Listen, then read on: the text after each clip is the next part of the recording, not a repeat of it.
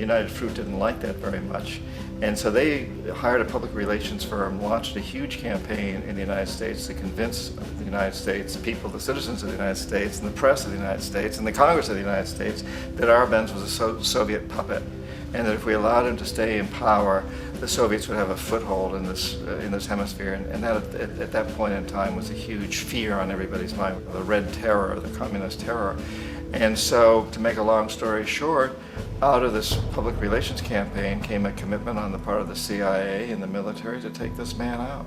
And in fact, we did. We sent in planes, we sent in soldiers, we sent in jackals, we sent everything in to take him out, and did take him out. And as soon as he was removed from office, the new guy that took over after him basically reinstated everything to the big international corporations, including United Fruit.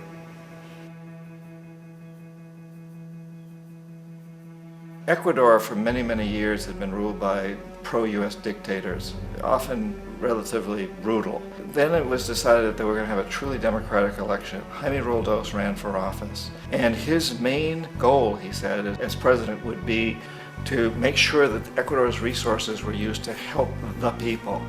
And he won, overwhelming, by more votes than anybody had ever won anything in Ecuador. And he began to implement these policies to make sure that the profits from oil went to help the people. Well, we didn't like that in the United States.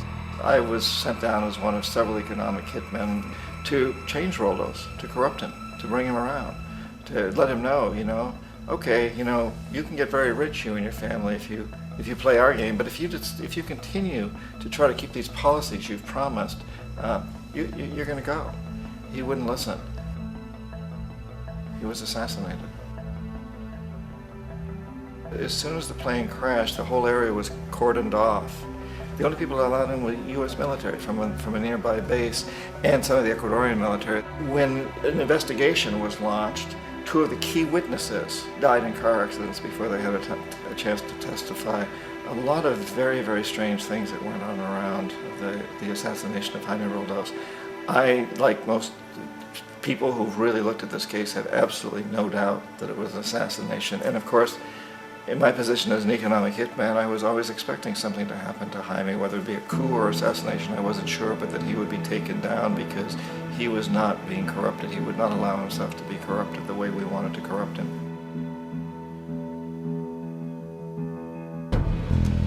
Omar Torrijos, president of Panama, was one of my favorite people. I really, really liked him. He was very charismatic. He was a guy who really wanted to help his country. And when I tried to bribe him or corrupt him, he said, look, John, he called me Juanito. He said, look, Juanito, I don't need the money. What I really need is for my country to be treated fairly. I need for the United States to repay the debts that you owe my people for all the destruction you've done here. I need to be in a position where I can help other Latin American countries win their independence and be free of this terrible presence from the north that you people are exploiting us so badly. I need to have the Panama Canal back in the hands of the Panamanian people. That's what I want. And so, leave me alone. Don't try to bribe me. It was 1981, and in May, Jaime Roldos was assassinated. And Omar was very aware of this. Torrijos got his family together and he said, I'm probably next, but it's okay because I've done what I came here to do. I've renegotiated the canal. The canal will now be in our hands. He just finished negotiating the treaty with Jimmy Carter. In June of that same year, just a couple of months later, he also went down in an airplane crash, which there's no question was executed by CIA-sponsored jackals. Tremendous amount of evidence that one of Torrijos' security guards handed him at the last moment as he was getting on the plane a tape recorder, a small tape recorder that contained a bomb.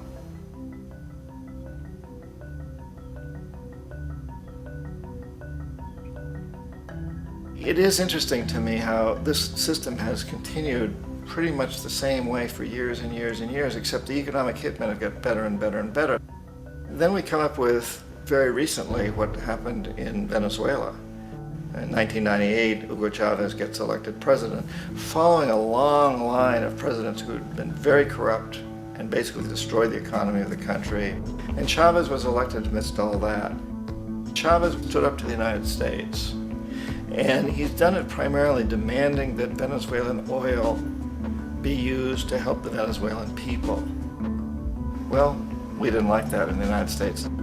So in 2002, a coup was staged, which there's no question in my mind, and most other people's minds, that the CIA was behind that coup.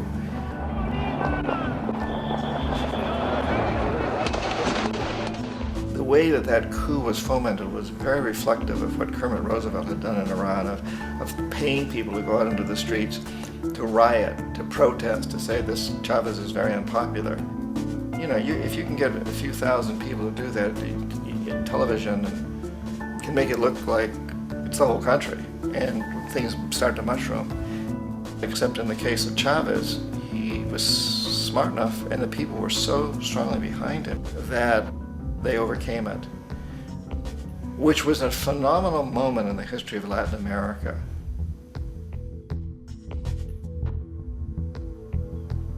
Iraq actually is a perfect example of the way the whole system works. So we economic hitmen are the first line of defense. We go in and we try to corrupt governments and get them to accept these huge loans, which we then use as leverage to basically own them.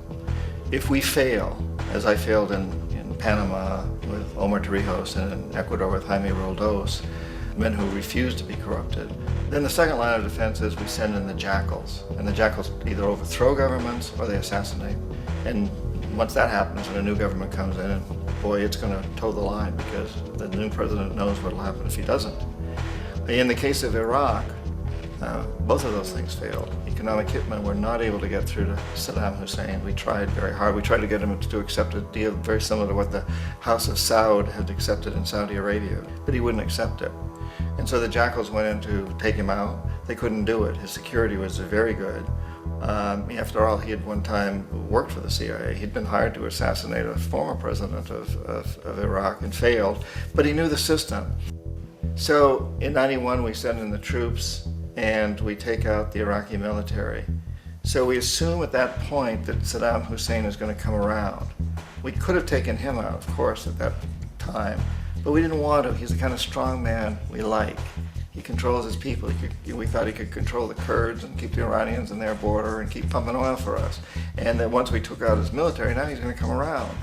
So the economic hitmen go back in the 90s without success. If they'd had success, he'd still be running the country. We'd be selling him all the fighter jets he wants and everything else he wants. But they couldn't, they didn't have success. The jackals couldn't take him out again, so we sent the military in once again, and this time we did the complete job and took him out, and in the process created for ourselves some very, very lucrative construction deals. We had to reconstruct a country that we'd essentially destroyed, which is a pretty good deal if you own construction companies, big ones. So, you know, Iraq shows the three stages. The economic hitmen failed there, the jackals failed there, and as a final measure, the military goes in.